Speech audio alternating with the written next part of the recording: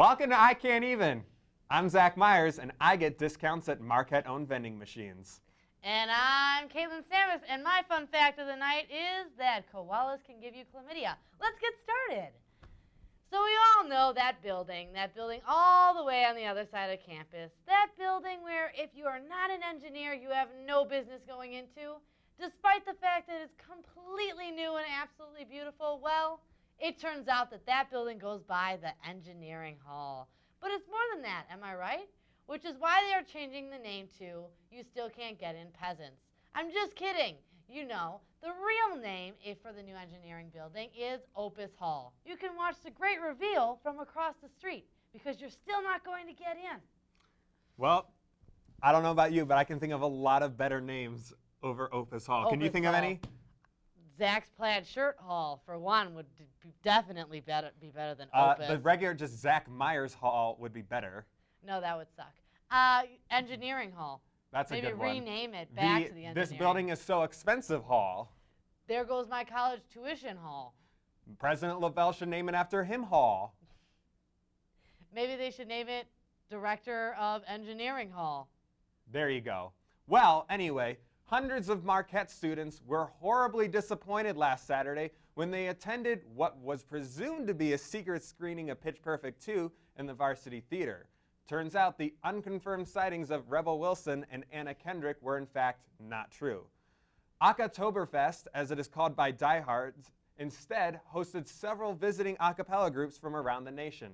At the end of the show, they attempted to predict Pitch Perfect 2 through a live-action run-through. Seriously, people, when does that movie come out? No one knows. The last few days of the Milwaukee Film Festival are closely upon us, ladies and gentlemen, and if it is anything like the Olympics, we are sure to all be in for a grand surprise, with fireworks displayed, music from around the world, gracing the viewers with a cultural education, and copious amounts of hours of procrastination away from writing papers due the next day. Wait, what's that? No one even attends the Milwaukee Film Festival. Wow, maybe I should start writing those papers then. Well, over the past weekend, Milwaukee weather gave us a preview of hell by skipping the entire fall season and jumping into the beginning of winter. In fact, at one point, there's a possibility of snow over the weekend. Fortunately, no snow fell, so we can keep our sanity for now. Can you imagine what would have happened if it actually snowed over the weekend? Can you imagine what would have happened to your Twitter feed? Oh my God, it's snowing already. I may just stay inside with a blanket and watch Netflix. Hashtag, what's with this weather? Hashtag, I'm staying inside. Hashtag, I want hot chocolate. Hashtag, do these bunny slippers make me look fat? Hashtag, I can't even. Hashtag, turn on the heat. Hashtag, aren't I over the 140 character limit? Hashtag, I'm getting chicken parm for dinner tonight. Hashtag, no, I'm getting a salad. Hashtag, I'm trying to be healthy. Hashtag, but I'll probably just get cake on the side. Hashtag, have you heard this new One Direction song? Hashtag, I don't like it. Hashtag, I've listened to it 38 times today. Hashtag, all right, I have to get back to Grey's Anatomy. Hashtag, the commercial break is over. Hashtag, I have to get more of the ice cream out of the fridge. Hashtag, I've already finished the carton. So it's October, and with October comes cheesy horror movies and the ever so glorified haunted house. Now, who in their right mind wants to basically go into a potential murder machine? Honestly, there are two outcomes when you go to a haunted house. Either A, it's so lame that you feel like they swindled you out of your money, or B, you pee your pants because an axe murderer is trying to get you. Honestly, those two options always seem pretty sucky to me, so I choose not to go. And do you ever wonder what could happen if some psycho thought it would be fun to just kill people while pretending he was part of the act? How would you or anyone else know if it was fake? And how in the world would they even catch someone who is covered in makeup when it's pitch black out? I don't know about you, but it may be safer to go see that stupid Annabelle movie that's trying to knock off Chucky. But I'd rather just go trick-or-treating, or maybe corn mazing. This Friday is Marquette Madness. The wait is over. We can finally learn how to pronounce the rest of our head coach's name behind Steve Wojo. Lines have already started to form outside the Owl for the chance to see Drake, who is confirmed to be coming to Marquette. That's right, Drake is coming to Marquette, and the first 20 people to come into the Owl get to hang out with Drake for the night and get backstage passes to his upcoming concert in Milwaukee. So start lining up now, Marquette. Yellow. Well, I went back out of the studio to get away from Caitlin, but also to find out about off-campus housing. Take it away, me.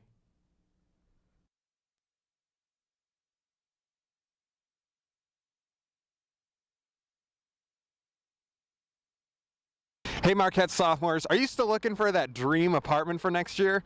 Well, this week we're going on yet another tour, and we're going to tell you certain things about certain Marquette apartments to help you make your decision for that dream and glorious place for next year. Let's go find out.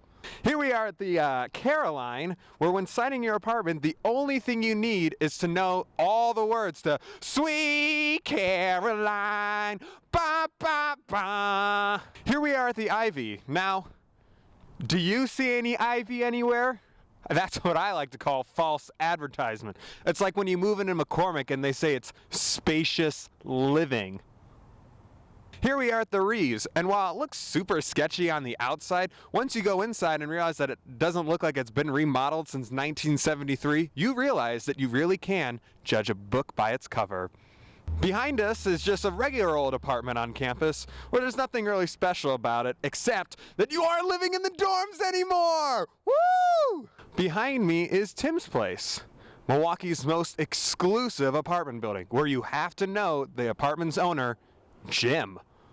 Here we are at the Ritz Apartments, where the only thing missing from this building is calling it the Ritz-Carlton Apartments. While the entire building is run down, that's because management puts all its money into giving each apartment a solid gold sink. Here we are at the Nicole, named after its most famous tenant to ever reside in the building. Nicole was a Marquette junior who showed the world and her friend Sydney that girls just want to have fun.